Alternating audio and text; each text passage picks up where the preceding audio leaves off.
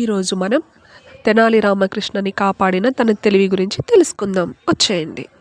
ఒకసారి ఒక రాజుగారి ఆభరణాల గది నుండి ఆభరణాలు దొంగలించబడ్డాయి.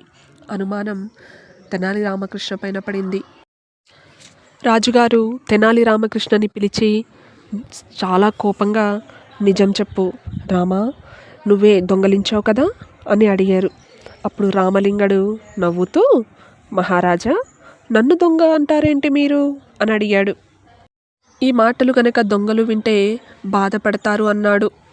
రాజుగారు ఆశ్చర్యపోయి, మరి ఇంకెవరు దొంగ, నువ్వు దొంగ కాకుంటే అనేసి అడిగారు. అప్పుడు రామలింగడు, సరే, నిజమైన దొంగను నేను పట్టిస్తాను మహారాజా, నాకు సెలవు ఇవ్వండి అని అడిగాడు.